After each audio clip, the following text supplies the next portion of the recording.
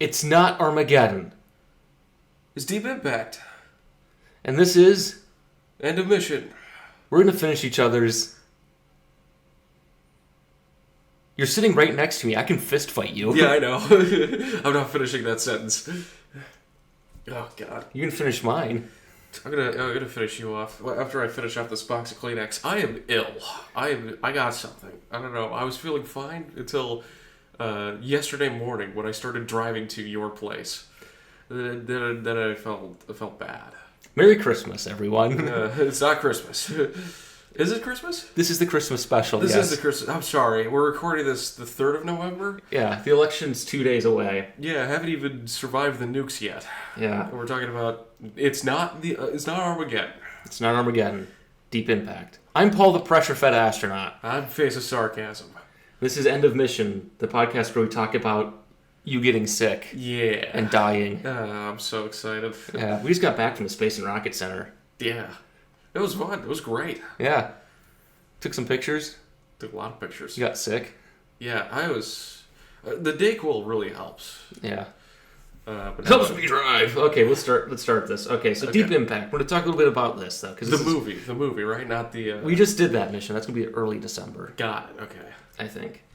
Okay. So, things hitting the Earth has been a staple of science fiction since we could imagine that happening. I can imagine it happening pretty easily. The ground's like right there. Yeah. I step on it. I have the big steppy up on it. That's true.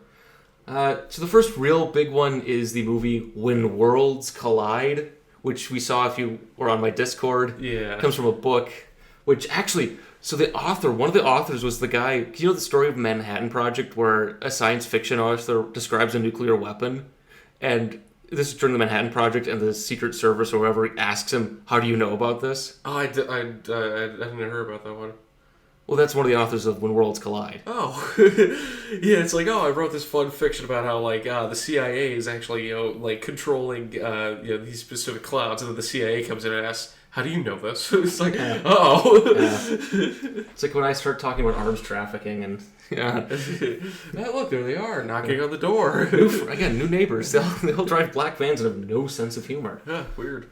So obviously, When Worlds Collide is a very 50s sci-fi movie, as we saw. Oh yeah, very 50s. Oh. Actually, the love interest died this year. Really? Yes.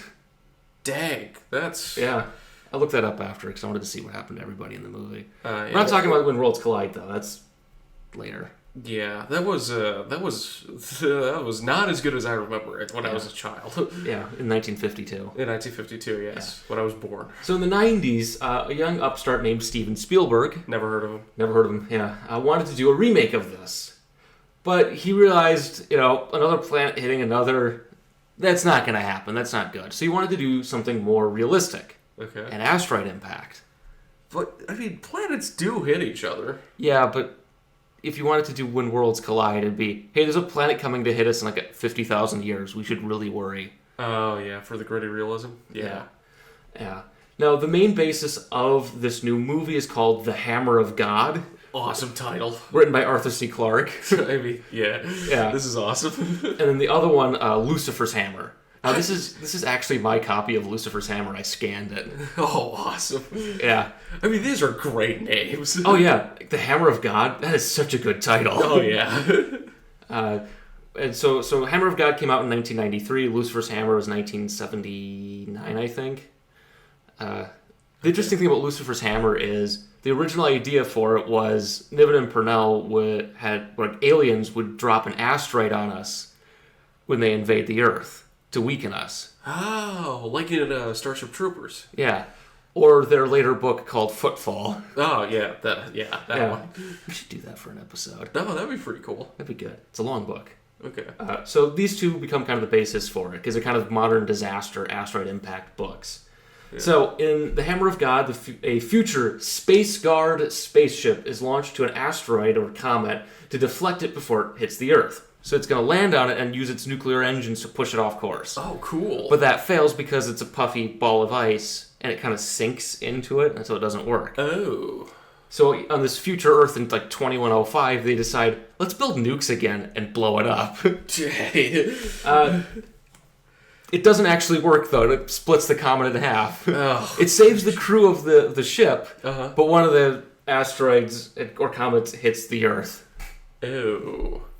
Hey, that sounds very familiar. Vaguely, yes, doesn't it? Yeah. So Lucifer's Hammer, in that one, a amateur and professional astronomer discover a comet named Hamner Brown, Uh-huh. and that's going to pass really close to the Earth. Okay.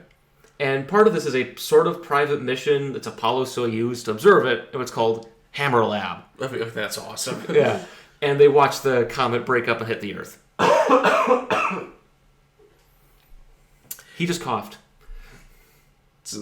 Yeah. And so again, the build up to the impact is quite fun, especially when you realize that there's like 2 pages of just political diatribes by, I think, Jerry Purnell in the book. Ooh. Yeah. We love politics. We're recording this on November 3rd. Yes. Don't we all just love politics right now? Yeah. So Steven Spielberg eventually starts working on his, Hammer of God adaptation, which doesn't. It's so dissimilar from the actual book that Arthur C. Clarke doesn't get credit for it. Oh, wow. Okay. Yeah. That's if you watch the movie, he doesn't credit him. Yeah. Okay. So then they made a new movie, and Spielberg didn't end up directing it. It was Mimi Leader who directed this, and it was called Deep Impact. Oh, yeah, okay. Hey, that's the movie we're talking about. Yeah, that's that mission where we bomb a Bronze Age society on a comet. Oh, yeah. Those stone tools, they just came out of nowhere. Yeah. So this is the other one. This is technically the first one from 1998. Armageddon ripped it off. Yeah. They beat him to the box office. Yeah, they beat him at the box office. Yeah. But critically, which one do you think won? The one with Bruce Willis, obviously. No. Okay. Now get your cigarettes and take another. Get your brew out. Come on, get more cigarettes. Your menthols. It tastes good though. That's true. He's drinking lighter fluid, by the way. He made me snort. He's gonna blow his nose again. I'm keeping this part in, by the way. Merry Christmas, everyone. Yeah. We listened to him blow his nose in November. Yeah. Yeah. Isn't Christmas a Tuesday? Christmas Eve is a Tuesday. Christmas Day is a Wednesday. Then I'm taking that Friday off because we have Christmas plans. Right. Oh, wait, no, that's after New Year's. That's over New Year's. Oh, yeah. Okay, so Deep Impact is the one that's actually more serious. You don't say. Yeah. If you watch the movie, you could tell. Because it's like an actual movie and not a stylized trailer. Because I don't know, the opening credits don't explode. Objectively worse movie. Oh, okay. This one wasn't opened with Charlton Heston narrating and you getting a text from some political organization. Oh my gosh. Gosh, silence your phone for the movie. Who was it?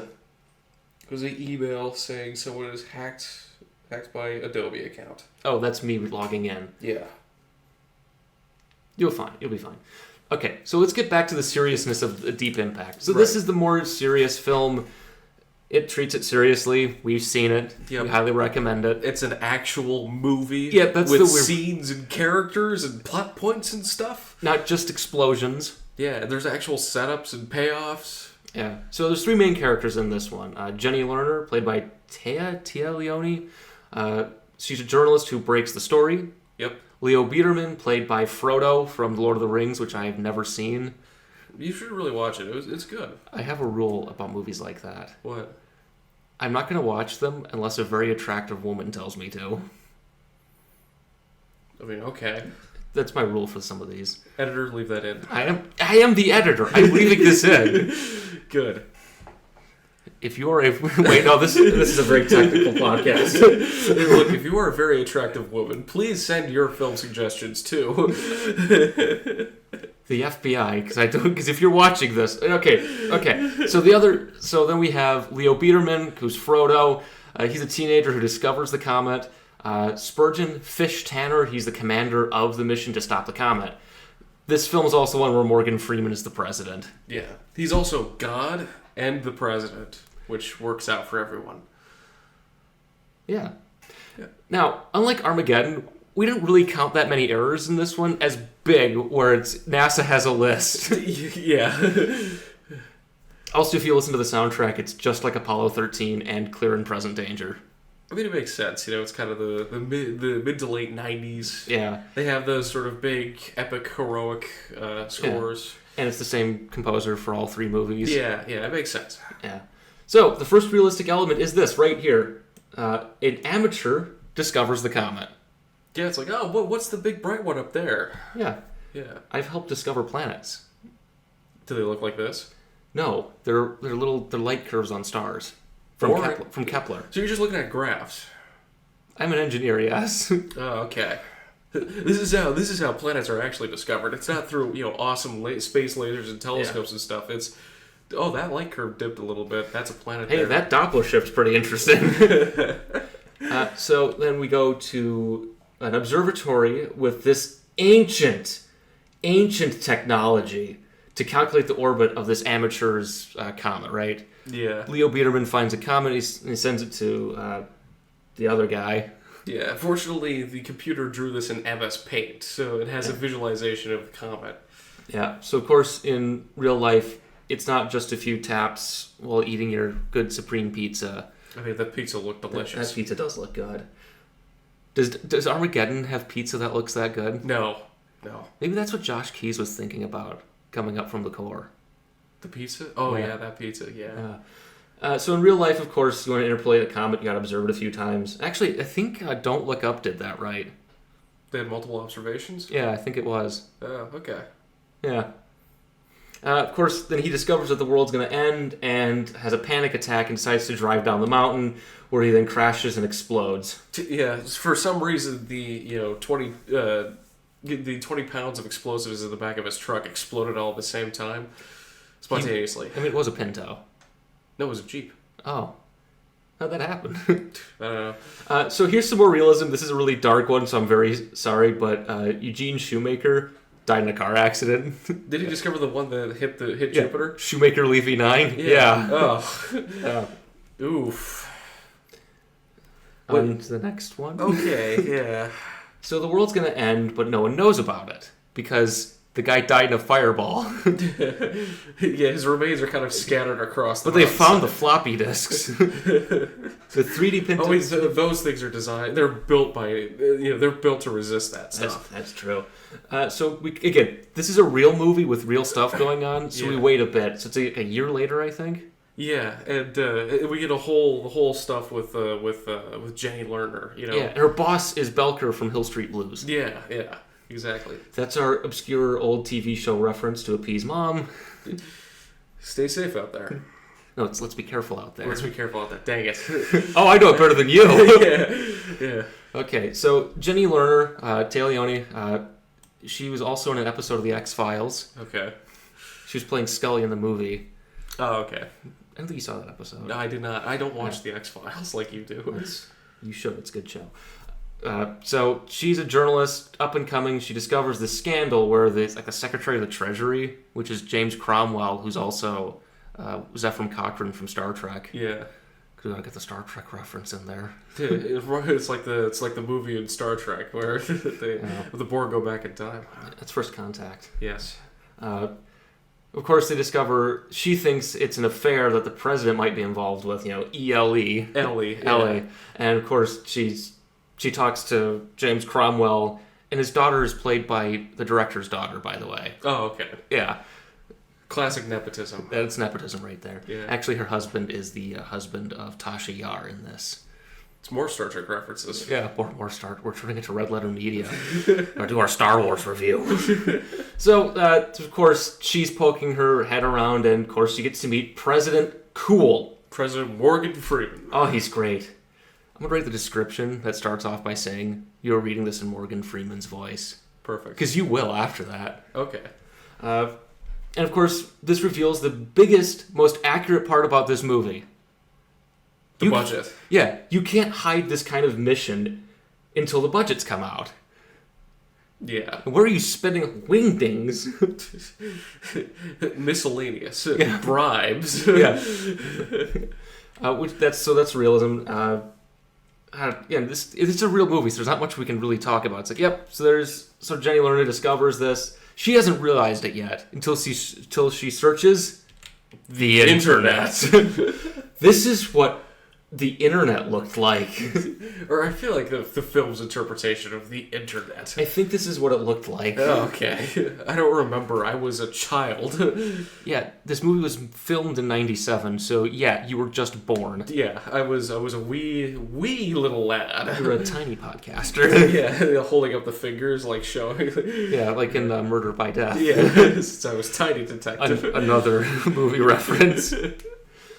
So, of course, this is when the big reveal, extinction level event. That's what ELE or LE really means. Yeah, which, of course, since the president thinks, oh crap, she figured this out, when in reality she thinks the president's having an affair.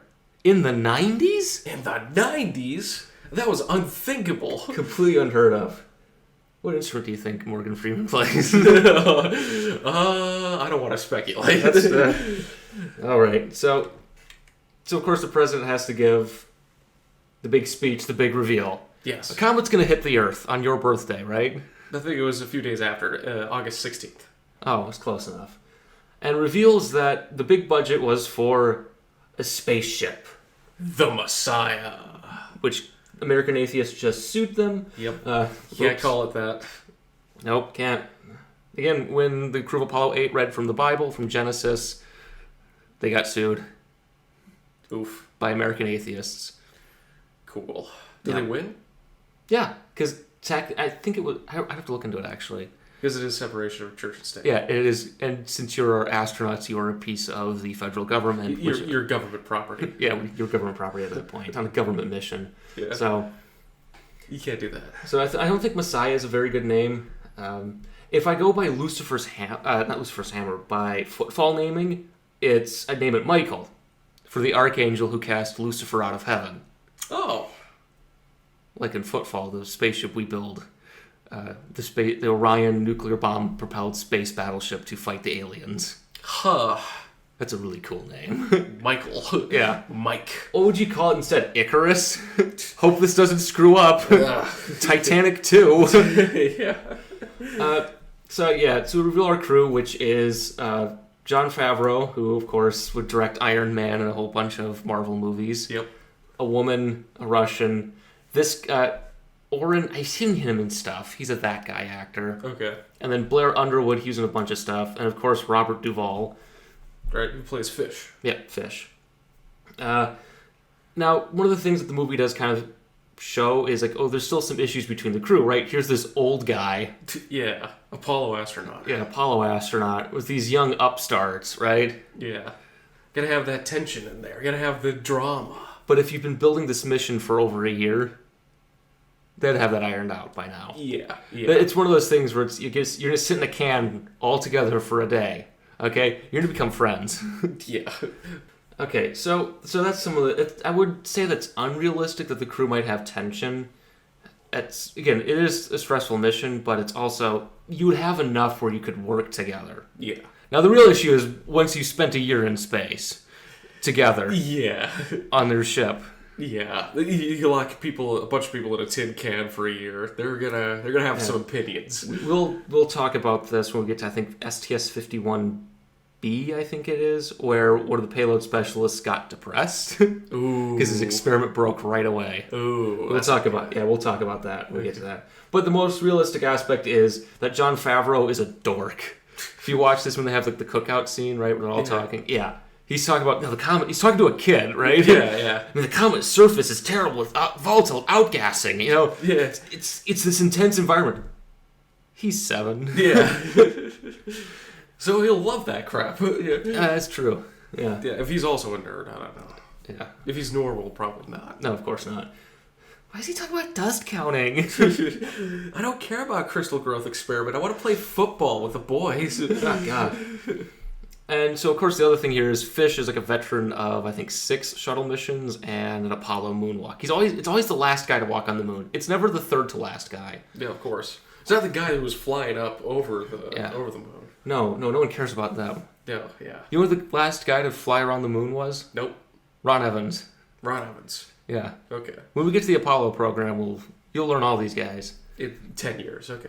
Yeah, in 20 years when we get to it. Right. So the record for missions, of course, is Franklin Chang Diaz and Jerry Ross, who flew 6. And they're all shuttle missions. Dang. Yeah. You gotta really like flying. You have to do it 6 times. Yeah.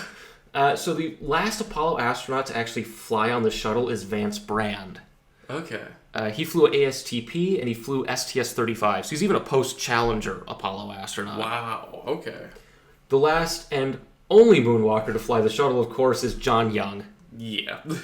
Because of course he did. But he was done after STS-9. He was still with the program, but he wasn't an astronaut anymore. Yeah, I'm done with flying. We will discuss the Messiah in the next slides. Okay. Now, the crew does launch to Messiah on STS-89, the same shuttle launch that was recorded for Armageddon. What a coincidence. But if you listen to the countdown, it's not right. Oh. Yeah. Is that right? No. It's like when the auto sequencers start. Get it? Yeah. This isn't Armageddon where it's physics doesn't work like that. Why is it swooshing around? It's the auto sequence is off. Right. Yeah, that's the caliber of criticisms we have for this film. So now we get to Messiah. Yay! What is that? That is a kit bash. In the movie business terms, it's where you take a bunch of models and you glue them together. You kit bash them. The first question I have is, why are you using a shuttle hull for the pressure vessel? Because it looks cool. Yeah, but you don't have any anymore. You used the last one to build Endeavour. Yeah. Well, I mean, NASA now has a newly formed budget, so... So they designed a spaceship to go exclusively in space. Yes. Using... An atmospheric vehicle. Yes. This is how you do it. Of course. They also have the ISS, where this is kind of like a... You saw a few pictures of what the ISS would be. Because that looks like a... Because we'll see it. That's an actual node. That looks like a real node, and that one looks like a node. Yeah. That's kind of an interpretation of the different, like, Russian modules. Like Zarya, Zvezda. Uh-huh. But why do they have shuttle SRBs here? Well, they never use. With the Ariane 5 nose cone. And of course, we got some Zenit boosters here, from Energia. They look cool. They do look cool. Again, they took a bunch of model kits and bashed them together. It's kit bashing. Yeah. This is standard practice. See, if I was going to build an interplanetary spaceship to go to a comet, I would take ISS modules and repurpose them for my mission, right? Yeah. You have the ISS HAB module, which is still sitting on the ground. We never launched it. You have a node module. You probably have an experiment module. You can use leftover lunar modules, because you have 2 of them, right? Yeah. Use those to bring the nukes. Yeah. Right? And then your propulsion module, you'll launch in shuttle cargo bays top of Protons or Titans. Yeah. Okay. So you use, realistic ways of doing this. So the next episode, I will be designing. That's my next video. Designing a better Messiah. That's gonna make waves. Isn't that called Islam? Yeah, the church suddenly got very interested in what you're doing. Now all the guys sitting outside my house in black vans are Catholic. Oh no. So we were shots of Messiah. Again, kit bash. It looks more realistic than the X-72s or whatever they were. X-71s? X-79s? Whatever. The ones from Armageddon. Also, I think the docking port shifted sides between models. Because on this one, it's over here, pointed that way. Uh-huh. Right? And Atlantis is coming in this way. Yeah. Right? And Messiah, we're looking at it from, right? Yeah. And now if you look at it on this way... It's the other way around. Wow. We'll never forgive them for this. What a blunder. Yeah. Just scrap the whole movie at this point. Yeah. But good model work. I mean, look at that. That looks pretty cool. I don't know what this is, but... It's a kit bash. Again, it's just a kit bash. I bet these are like old model parts from like the Von Braun moon, like Conquest of Space. Probably. Models. Yeah. And of course you have some external tank looking stuff back here. And of course, and so in this one, Messiah is propelled by Orion. Uh-huh. Which in real life, Orion is nuclear pulse propulsion. Yep. Where you drop nuclear bombs behind your spaceship. And ride the blast wave on up. Yeah. Now, if you look at any diagram of Orion, you'll notice that the pusher plate isn't ellipsoidal. It's round. It's round because explosions are round in space. spherical. And the Russians didn't come up with it, shockingly. You'd think they would have. Isn't that why Orion, when we started Orion, is because we thought the Russians were doing it? Yeah, we thought the Soviets would do the cheap and dirty way to space. So we built it ourselves. So we built our own. And it worked. Sork may have. Oh, this actually works. All right. Yeah. Yeah. Well, if we ever need a cheap and dirty way to space. Yeah. And again, of course, they fired this like right after departing from not the ISS, so they just blew that up. Yep. And they created an artificial radiation belt. Cool. Which I would use nuclear propulsion to take your spaceship to the comet, right? You saw the orbit. Yeah. It's really elliptical, so you'd have to do some maneuvering. But...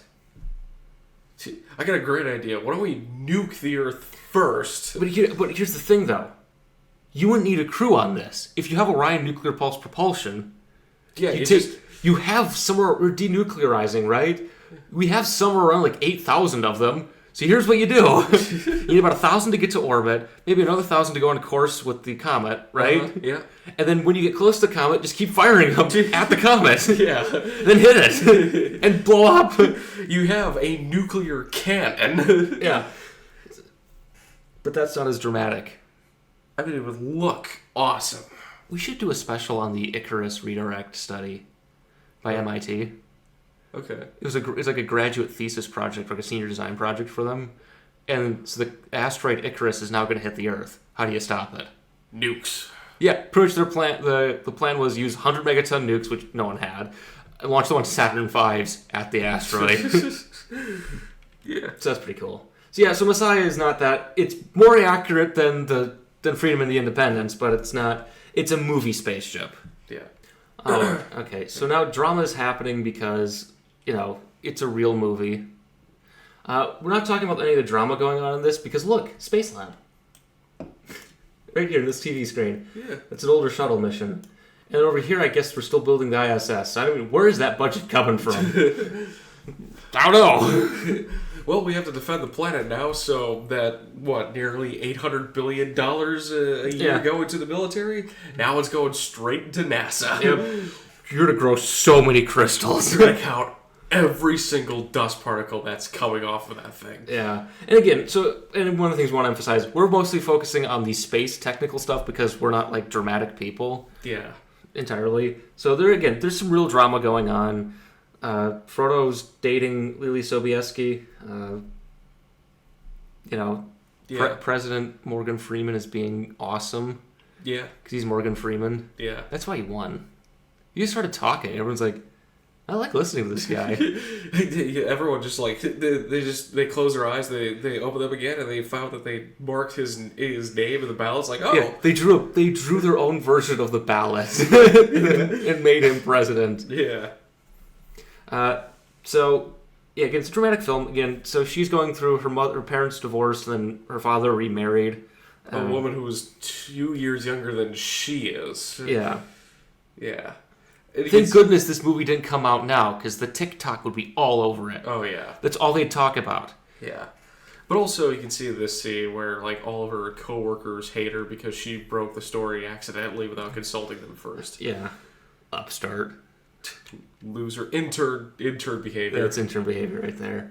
All right. So now, let's count some dust. Yes! So the Messiah reaches the comet about a year later, right? Something like that. Something like a year later. And in real life, it would be dimmer. Oh, yeah. Yeah, it would be dimmer. They're not that bright, actually. Yeah. They're... But in movie terms, this looks pretty cool. This looks awesome. Look at that. Yeah. This is visual effects. CGI. Yeah, it is. It's right when we started shifting between CGI and, classical VFX. Yeah. It's 1998, so we're seeing that transition. I wonder how they would have made this without CGI. Have you ever seen the movie Meteor with Sean Connery? No. We should do a special on that one. Okay. Oh, it doesn't look good. Oh, no. So, you're getting another vote text. It's vote for Morgan Freeman. Yeah. All right, so now we're actually on Messiah. Yes. So, the interior of Messiah is a bit movie-ish, but it's a lot better than Armageddon. Again, we keep saying this, aren't we? Yeah, it's better than Armageddon. Which is just like a shed. It's a warehouse that they filled it with an invisible compartment that contains everything they could possibly need. Yeah.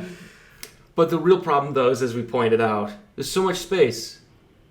At least one protein crystal growth experiment's got to fit in there. Yeah. I mean, come on. It's deep space. You can do this. Yeah. This is like, okay, obviously we have to go blow up this comet, but we could do some research with this. We could take some samples. Yeah, like, we could have a bunch of different monitoring systems on board this spacecraft as well. We're there. Yeah. You know? Which, again, I think in real life that would actually happen. Yeah. Because why not? You're there. Yeah. Why not? It's like, oh, you're already going there to murder the comet, right? And the Bronze Age civilization happened to be on that. Might be on there. Right, might as well do some archaeology while you're there, you know? Yeah. Take some pictures while you can kill it. Just like the mission. Yeah. So some other, as we were talking again, so you can see there's more of the interior again. It's more movie-like. Yeah. Well, it kind of looks like a submarine, and it kind of looks like a jet plane interior. Like it's built. I think it's modeled more like a cargo aircraft. Yeah, that's what I was thinking. Yeah. Now I do think during the landing sequence. Oh, this is a good shot though. Oh yeah. Really captures the scale of it. So the VFX looks pretty good on this shot, I'd say. Yeah. Oh, it was X-71. It was. Yeah. Yeah. Now the crew, I think, during the landing sequence, will be wearing pressure suits, all of them, not just the people going to the surface, because you'll notice this is a bunch of stuff that can hit you. And what happens when stuff hits your spaceship really fast? Fun things. It'll put a hole in it. Yeah, confetti. Confetti, also known as you. You turn into the confetti. But if you look, this looks like a shuttle RCS cluster from the back. Yeah. So I think they may have taken like a space lab module and turned that into the airlock. Okay. I think. So let's see. The comet's surface for the movie is not too accurate. Yeah, it's very. But then again, we're like 17 years away from it. Yeah, With Rosetta. You look at actual stuff, and it looks very Earth-like. Yeah, or it's also jagged in parts. I have pictures from Rosetta, so good. So again, the whole plan is a lot easier to start lobbing nukes at the surface, right? Because the nuclear bomb would generate a heat pulse. Yeah, and that heat pulse would cause a lot of outgassing. Which is like a little rocket engine. Perfect. And push it out of the way. Good, yeah. Because, hey, you're in space, frictionless vacuum.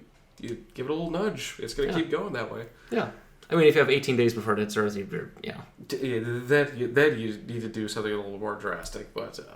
Yeah. So the Deep Impact probe, of course, hit a comet, half the size of this one. And it altered the orbit by about 10 meters. Pretty good. Yeah. Also, the movie's nukes are too small. Yeah. They are drilling in the darkness for this sequence because in the light side, of course, they'd be outgassing more and be really hot. Yeah, it'd be not fun. As Jon Favreau explains earlier in the film. Yeah, in the film. And eventually they do, of course, because it's dramatic, have to face the outgassing. Yeah. Which we'll talk about. So again, here's the landing sequence. I don't know how they have the engine running at this point. They'd still be using thrusters for maneuvering and landing. I mean, it looks cool. It does look There's cool. a little, still some Hollywood. It's more Hollywood, yeah. Of course, here's our clock, as you can see. Right, they have 7 hours. But I don't know why they didn't land where they were going to drill. Yeah, they parked, and then they had to go out a huge distance. Yeah, that doesn't make any sense. Yeah, they should have landed near the drill site because it's easier to access. What if the suit breaks? Yeah. He just die, I guess. Whoops. Guess I'll die. Yeah.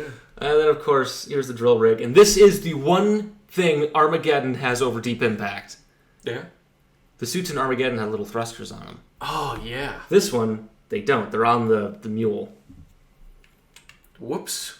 But these spacesuits are more realistic and actually more akin to what NASA was trying to build for future Mars and Moon and Mars missions. Ah, okay. You can find them all over in a bunch of movies, too. Okay. So they are drilling. The surface doesn't look as accurate, of course, as real ones. Yeah. We had better shots if Philae hadn't landed the wrong way. But oops. So this is what a real comet looks like up close. Yeah, it kind of looks like a sandy. It looks like Nevada, or it looks like the desert. Yeah. Only it's icy and very dark. But things go wrong, of course. Commander Monash, he gets pushed out and gets blinded by the sun. He gets really bad sunburn. Yeah. Which I think that might actually be a real issue if you look at like Apollo missions and shuttle missions. I think too. They always have the glass faceplate, right? Polaris Dawn was at night, the night side of the orbit, and they barely got out of the capsule, and they were overheating. That's also because the spacesuits on Polaris Dawn were primitive. Yeah. Compared to these. But yeah, he oops. Takes a fat L for his eyes. And then but the comet's outgassing, which we know what the mechanism for that is. Yeah. It's carbon dioxide. Yep. Under the ice. It sublimates, pushes it out. Yeah. Also pushes Jon Favreau out. R.I.P. Jon Favreau. But he wished he had an Iron Man suit. Yeah. I don't think he fixed the icing on this one either. Nope. But of course that means, they lost a crew member. It's tragic. It's dramatic. It's, Yeah. The end of the world is dramatic. Yeah. Who knew? Yeah. Then they detonate the nukes. And a blast wave hits the Messiah, which, that's a Hollywood thing. Oh, yeah. They would have to worry about a radiation pulse and debris hitting them because it's nuclear weapons throwing particles at this thing. Yeah. So it's possible that they would lose communications, like the EMP might overwhelm their communication system. But you could still track Messiah because that's what they talk about in the movie, and because we can track spacecraft. It's this bright thing. Yeah. It's night, the night sky, and then the bright thing. Yeah. The comet, if the comet were to split like that because of their explosions, it would just shatter. Yeah. So that's unrealistic. It wouldn't just split in half. Unless it was like a binary asteroid where they're kind of like barely touching. Yeah, but this show that it obviously was. No, it's a big solid chunk of ice. It's going to smile and keep on coming. Yeah. So, of course, this means the world is going to end. Yep, they did. They failed, and... Now there's two of them. Oh, no. That's going well. Yeah. Leo Biederman has no friends. You're going to kill us all. Yeah, you jerk. You should have discovered that thing. It would have hit us then. Yeah. Loser. Out of sight, out of mind. Yeah. So here's more shots of the interior of Messiah. Again, it's more realistic than Armageddon, which that's pretty easy to say. That's an easy assessment. Yeah. But they have a glass cockpit, actually, so that must be one of the upgrades. It's nice. You can see that, yeah. It's better than the old stuff they were using. Yeah. So now the crew has to debate what they're going to do, because it's a realistic proposition. Now what do you do? Yeah. The spacecraft got damaged. They can't access the airlock again, I think. Yeah. Yeah, because it's for the end, yeah. Again, it's still more Hollywood, though, because obviously, if you're building this thing, it's a cluster of cans. Yeah. It's going to look very much like it was built by an engineer. Yeah. Again, the next special. PFA designs a better Messiah. Yeah. So, of course, bad news coming. Yep. Looks even cooler now. You got some good imagery in this, right? Yeah. Right? And I think this is a when worlds collide shot that Spielberg would have wanted. Oh, yeah. Right? Oh, yeah. Because you have the star and then the planet. Yeah. So, get some good imagery. Of course, there's the Capitol, which, of course, nothing bad happened to ever again. Right. And, of course, so Leo so now they have an ARC project, right? Yep. Because, this thing's going to hit us, but some of us might make it. Yeah, we'll dig tunnels and hide. Yeah.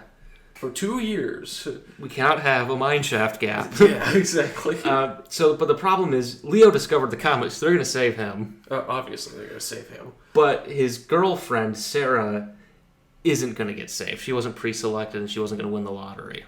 Yeah. But the only way to get her saved is if they get married at, 17. Real Romeo and Juliet type stuff. Yeah. And, of course, they live here in scenic Richmond, Virginia. Oh, yeah, that's definitely Richmond, Virginia. That's Richmond, Virginia right there. That is not Southern California. Nope, not at all. That is not a very obvious desert environment like Southern California. That is obviously Richmond, Virginia. You could film so many Star Trek episodes here. And, of course, her mom is... Tasha Yar from Star Trek. From Star Trek, yeah. Who got killed by the tar monster. He also produces 2 rings, because he's going to get married to her. Oh. And the United States, of course, in the movie is starting to break down because the world is going to end. Yeah, who cares about filing your taxes correctly if it's like in 2 years the country's not going to exist anymore? So obviously, so back to the Messiah, because again, more drama stuff. Yep. Fish and Orion have, they settled their egos because he's blind and, the world's going to end, so, Yeah. But you can see the sleeping cabin looks like what they'd actually have on the shuttle, which you've seen those. Yep, it's a tiny little closet you shove yourself into. I don't think she'd be sleeping like that, though, because they're kind of sleeping on their back. It's like a because again, it's zero gravity, right? Yeah. So she wouldn't be leaning on her side. Yeah. Yeah. Gosh, and everyone said Armageddon was inaccurate. Now, get some more interiors. Again, so they obviously have the same equipment, racks and storage containers that you'd see on the shuttle. Yeah. Because this is more realistic. Yeah. It's an actual shuttle, interior, so. Yeah. Or more so, an actual... Again, I think there is a guy who owns, sets where you use for, shuttle stuff. Because I know, Norton Aerospace Parts, they would supply movies and TV shows with parts. Astronaut Farmer. Ah, yeah, okay. So, I think that's where they got this stuff from. So they definitely would have science experiments up at the front. Yeah, so there's a few experiments, in there that you just can't see. Like the CRT monitor. That's a bizarre experiment. Yeah. So, of course, now we're heading to Hannibal, Missouri, which is not in Southern California. We have driven through this. Yeah, it's definitely not the mountainous terrain of Southern California. It is definitely Missouri. Yeah. And the other thing here is you're not going to load up the Ark 2 days before this happens. Yeah. You secretly do it a month before it happens. Yeah, or the year beforehand. As it's happening, right? You start trickling in. Yeah. Yeah. Yeah, so it's not really realistic. I mean, putting stuff in the limestone caves of Missouri, where if you've read Tom Sawyer, that's where that is. Ah, okay. That's why I said Hannibal, Missouri, because that's where Sam Clemens is from. Oh, okay. And that's where Tom Sawyer is set. And we've driven through there. Yes, and it looks exactly like this. It's so much like, right by the Mississippi, it's built just like Southern California. Oh, yeah. We're nearing the end of the movie, by the way. And I want to emphasize, there's a lot more going on in this film than Armageddon, where the 1950s are under, threat. Yes. So, we're ignoring the drama stuff here, because look, STS-88. Yes. This monitor right here. That is the only reason we have this. Yeah. Again, it's a real movie. Yeah. This is real drama. This is her father, who's Maximilian Schell, who was in... Disney's The Black Hole. Exactly, another space movie, which we're not doing. Yeah, released in 1979. It was their first PG movie, which was big in the 70s. Disney's first PG movie. Yeah. Yeah, that would have gone PG-13. Because you know what, right? Because when Maximilian drills into... Yeah, that's a PG-13 right there. Yeah, also you have to remember, though, in the 1970s you had G, R, and PG, which is everything in between. That's right? true. Airplane, and Monty Python and the Holy Grail. They're rated PG. Airplane has nudity. Yeah, it's rated PG. Right? So Disney making their first PG movie was kind of a big deal. That's true. Yeah, that's oofda. But yeah, look, STS-88. Yeah, STS-88. It's a real space mission right there. Yeah. When we do the ISS, that'll be the first one we talk about. Yes. And again, there's drama stuff because again, and at this point, her mother kills herself because she's too old to be selected for the Ark. Yep. So she's got nothing left to live for. The world's gonna end. Yeah. So it's like, okay, well... Oof. Yeah, might as well check out early, I guess. Yeah. Check, please. Yeah. Okay, so more... so here we go. So they fire missiles at it. Yes. Finally. The obvious solution.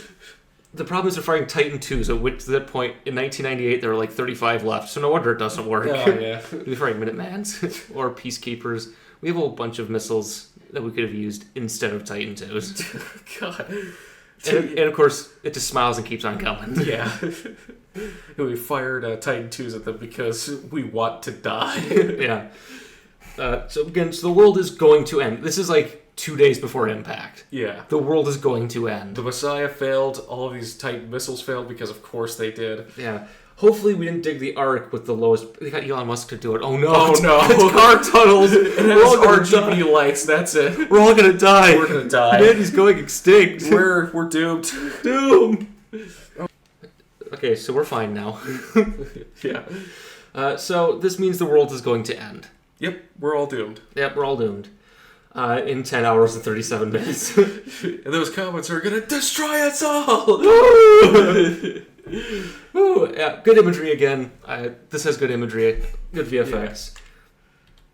So everyone's fleeing from Richmond, but this is a real... So it's a new highway, new interstate section, and they just got all... These are all real people. This is all practical effects. Oh right? my god. So this is all people here. And if you watch the movie, so you'll see like semi-trucks and like delivery trucks placed in the middle of the road sporadically.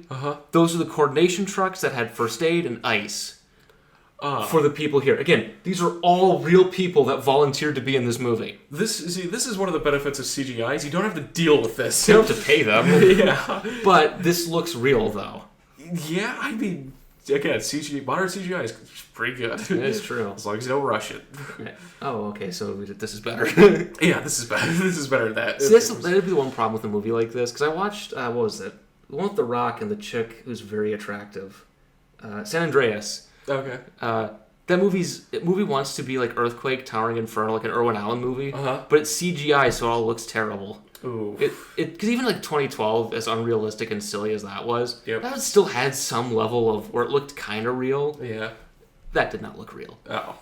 This does look real because it is real. It is real. This is thousands of cars, in a real depiction of LA traffic. Yeah. They just started filming. Yeah, it's a documentary film. It's the news chopper right up there. Yeah. What? Okay, why is a news chopper there? Look how here are the people. We're all gonna die in like 5 minutes. Just look at these freaks. Yeah. At least I get to watch this. Yeah, look, I'm getting my next paycheck is not coming. Oh, wait a second, I'm not getting paid for this. Ooh. So of course, Lily Sobieski doesn't go with Leah with Frodo to survive because of the reasons why. Because just child, I guess. I don't know. They're teenagers. Yeah, they're stupid. Teenagers are dumb. Yeah, I mean, her parents were right. No, go. Yeah, no, go there. Go. See us? We're on the coast. An asteroid's gonna hit the ocean. Yeah. Next to the coast. Yeah. Where we are. Yeah. You could go to Missouri. Go to Missouri. Or go to Appalachia, right? That's true. You can go there. The mountains, right? Yeah. Get up there. Nothing bad happens up there. I just thought of something and I completely forgot what it was. Cool. Related to like asteroid impacts and survival fiction, I think. So when the asteroid hits, you stand right underneath it. I won't make it. Oh, okay. Yeah, I'll make it. I've thought about this. Okay. Okay, so this is the main event. The little guy comes in and slams into the ocean. Yes. So, of course, Frodo finds his girlfriend. Yep, in the LA traffic. In LA traffic, and a dirt bike.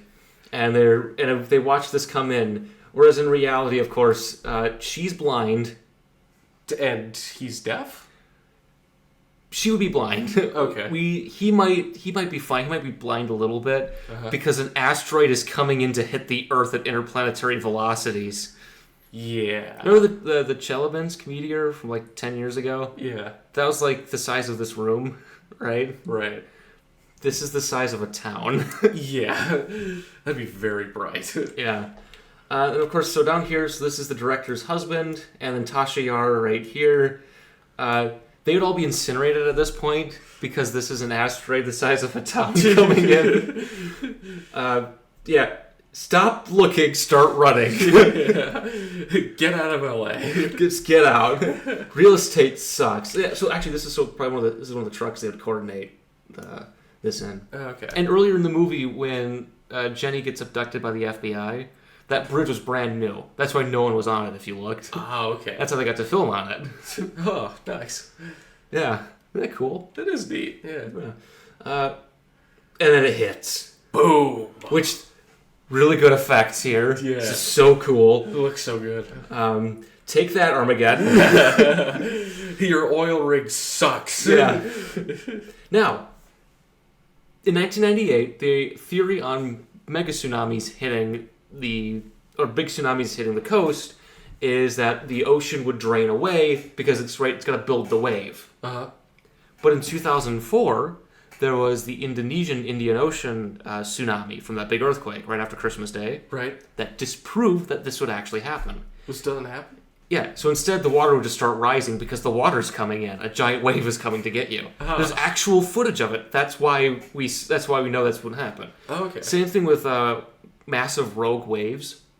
Oh, it doesn't go down a lot and then go No, up. we didn't think they had existed until one hit an oil rig. Oh, yeah. The Draupner wave, it was called. That was also around the same time, 04. Oh, yeah. Yeah, so technically this one... Also, this is Jenny Lerner and her father at their beach house.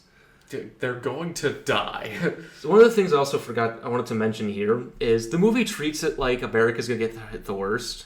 Yeah? No. So the comet comes in and goes splat, right? Yeah. Now as we watch, so USA is here. Okay. Over here is Africa and Europe, right? Uh-huh. So something comes in this way, right? Yep. And it hits here. Okay. Where's the wave more likely going to go? Probably following the same... I don't know. That way. I mean... To Africa. But you still have, like, ballistic trajectories. That's why craters are round as opposed to elliptical. But this one hits... So it's still going to cause more damage in Africa and Europe than it would in America. Yeah, okay. But our characters are not in Africa. Yeah. And as the movie we watched last night, Sahara, nobody cares about Africa. Which is unfortunate. Yeah, especially in 1998. No, there's a whole bunch of movies about how, hey, we should probably care about Africa. Oh, yeah. I told you this last night when we were watching Swordfish. The bacteria in my body made me forget about that. Yeah, the bacteria gave you Alzheimer's. Yeah. Gave me brain worms. So the Twin Towers get hit by a mega tsunami. This is 4 years before 9/11? Armageddon was a lot closer to what actually happened. Because remember, one of them got hit like right where the plane hit. Yeah. Another one was hit higher up. Whoops. Well, this one at least it's like, okay, the drink comes to slag, give him a slapping. And again, the VFX we're not showing all this because we don't want to just turn this into a slideshow of the movie. Yeah. But the VFX for the death and destruction is really good here. Yeah. I mean, it's a VFX movie. You're going to show the cool VFX. Oh, yeah. It's a heck of a lot better than when worlds collide. Yeah. Or it's miniatures. And recycled footage from other movies. From other George Powell productions, yeah. But yeah, so it hits landmarks. Of course it does. Yeah. But, so during this, before the comet hits, I kind of just structured this way. Messiah gets close enough back to Earth because it's following the comet, and they actually are able to talk to Earth again. Finally. Here in Mission Control. This is not Mission Control. At Dryden. Budget cuts, man. Yeah. Yes, this is not NASA. It is NASA, but it's not... It's not the actual place, because they'd be busy using it. For ISS. Yeah. This isn't Houston.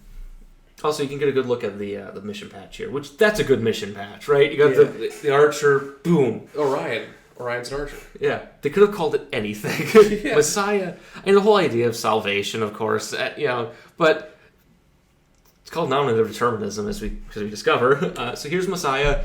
So they determined that they can't stop the little guy, as we saw. Right, because it did the big destruction and everything. It did the big whoopsie.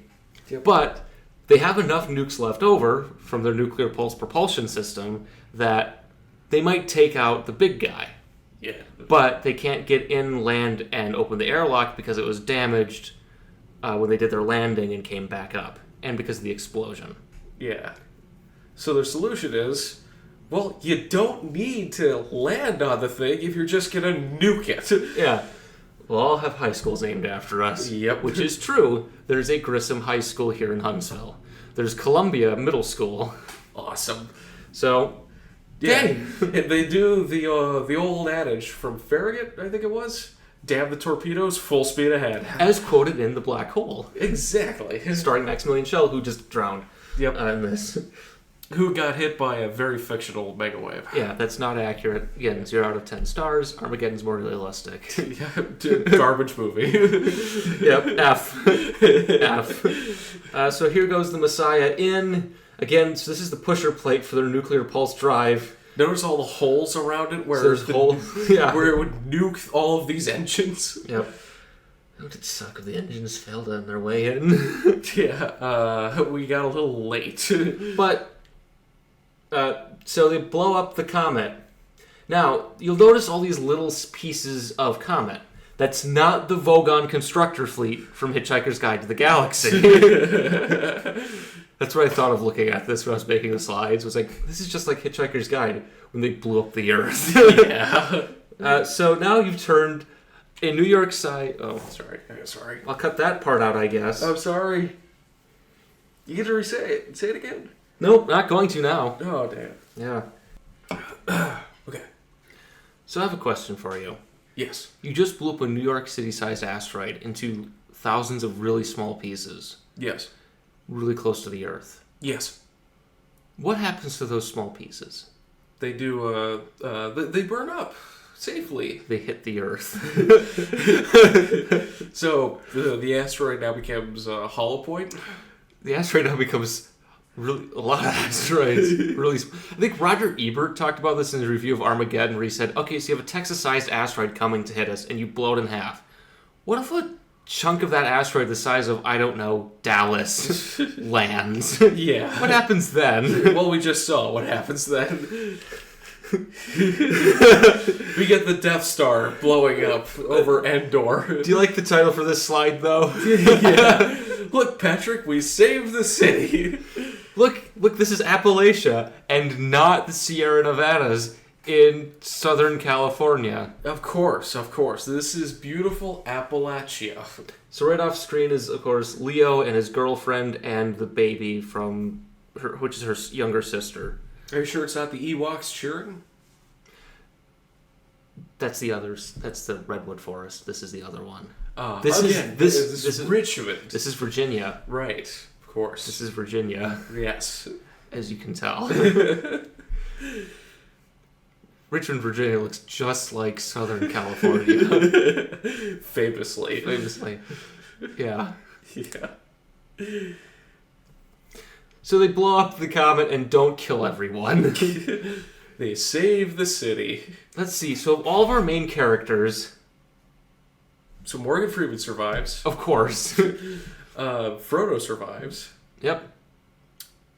The rest die. Jenny Lerner dies. Maximilian Schell dies. Fish dies. The crew of Messiah dies. Yep. Because there they are. Yeah. Take a deep breath, guys. Don't count that dust. I don't think Belker made it, which is her boss at MSNBC. Maybe. He might have. Because he went into the helicopter. Did he? Yeah. Oh, right, yeah. He was mad because he didn't get selected for the Ark because he was too old. Yeah. Which, again, this is a real movie. I want to emphasize that. We just kind of skimmed through the dramatic parts. Yeah. This is a real movie, people. This is actual entertainment. And of course, so this final speech at the end was added because the real ending of the movie was just they're watching the debris come in. We're alive, everyone. So instead they got Morgan Freeman to be awesome, and he gives his speech, right? Yeah. Was oceans rise, cities fall, Yeah. hope survives? That's awesome! Yeah. And it cuts to this. Yeah. It's like DC, we're rebuilding it. Yeah, it's optimistic. Yeah. Unless you're in Africa. Yeah. It's not so optimistic. Not so optimistic over there. But yeah, and again, that's Deep Impact. Yeah. That is a very real movie. It's not a movie trailer for itself. Yeah. It's also half an hour shorter than Armageddon. But it doesn't feel like it. It does not. Again, I actually have a copy of the script. You can find it online. Oh, cool. Yeah. They cut a third of the movie out. Jeez. There's more character stuff. Okay. Because there was one other character we see like going into the helicopter. The love interest of Jenny. Yeah, that just does not exist in the movie anymore. Until the very end, where it's like, oh wait, who's this? Yeah. Who are you? Where'd you come from? Why is she yelling at him to get in the helicopter and go? Do we care about him? Yeah. He did have good hair though, if I recall. Yeah. Is that the last slide? Yeah. So, So kind of our final note on Deep Impact. Obviously, we recommend this. We recommend this more than we'd say like Armageddon or The Core. Yeah, because I like those which are really just fun to watch. Yeah. This is like an actual entertaining movie. This has actual characters, actual drama. It feels real. Now there's some scenes. Yeah, there's scenes in it. I think there's some things where they kind of ignore the real issues of, okay, so the world's going to end. Everyone knows it's going to happen. Yeah, right. That's probably what was left on the cutting room floor. So there actually was Leo getting from Missouri to Richmond, Virginia. This trip was easy in the movie because it's Southern California. Yeah, he drives 5 miles that way. So apparently it was more like there's martial law and everyone, like, things are breaking down in that, and they cut it. Okay. I think they cut some more drama scenes, I think, with the president. Stuff like that. It's just, like, I think at some point Leo goes to the White House. Oh. Yeah, to meet the president. Because, again, thanks, son, for killing us. Right? Yeah. Stuff like that. They kind of cut that out.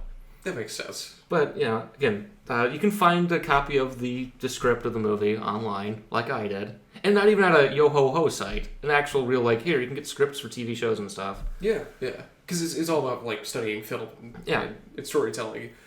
Yeah. And all this fun stuff. And it is weird to watch this because even, like, Don't Look Up was just really silly. Yeah.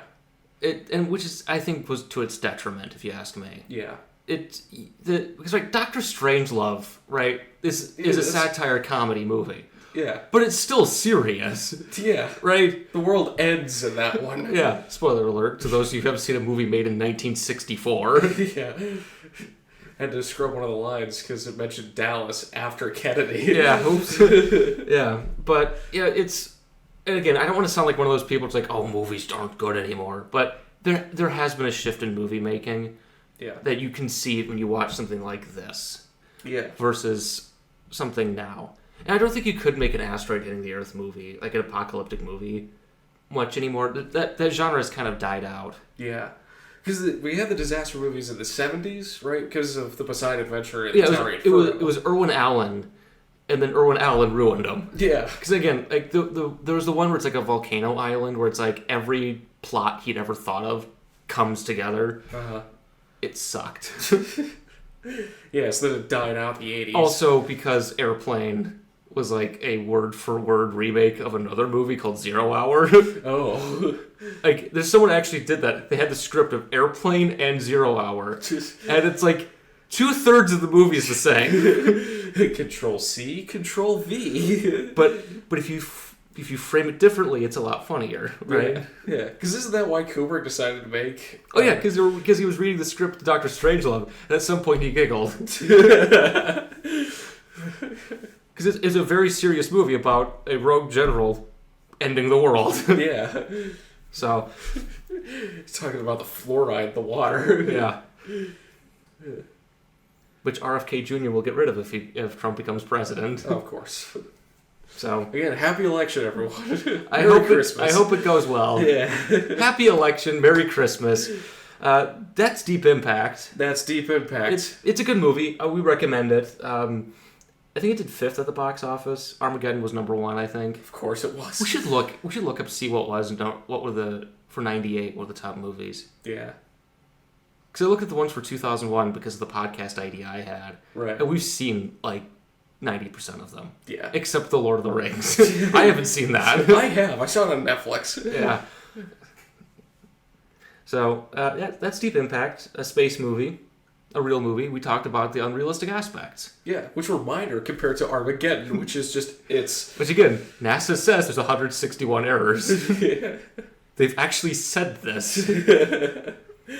Which is 1 error per minute. Roughly. And we got 85% of them. Heck yeah, that's a B, that's passing. That's passing, yeah. So for the next movie special, we're doing Space Camp, which we were just at today. Yeah, that's right, because we visited the Space and Rocket Center. Yeah, Space Camp. Yeah. Which, of course, came out in June 1986. Oof. Where a space shuttle launches accidentally. Yeah. And, of course, this is an all-star cast. Got Tom Skerritt. He was Captain Dallas on Alien. He was also in Contact. Yeah. Then we have Kate Capshaw, who was in Indiana Jones and the Temple of Doom. Right. Just a bunch of other stuff. Tate Donovan. He was the voice of Hercules in the animated movie. We just saw him in Swordfish. Yeah. He's been in a bunch of different stuff. Leah Thompson, right after she finished filming Back to the Future. Oh my God. Before it came out. Oh, God. Joaquin Phoenix, the Joker. Oh, jeez. Kelly Preston, I don't remember, we've seen her in something. And the other guy, I don't remember what we've seen him in. Not as much stuff, but he's in a bunch of stuff. Okay. Yeah. All-star cast. Jeez. This movie flopped.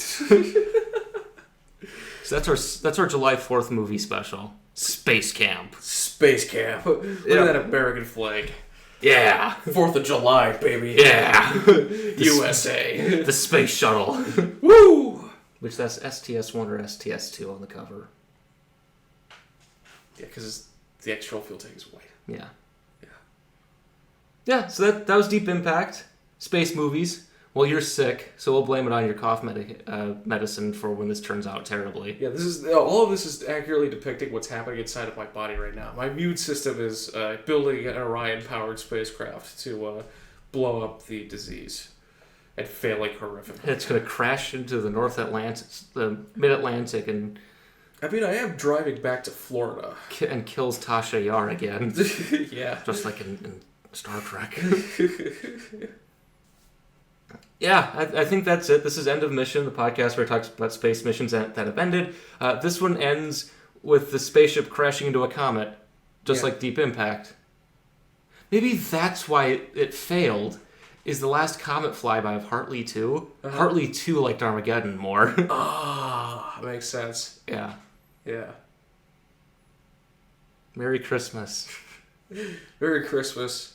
Have a happy New Year. And of course, this has been End of Mission.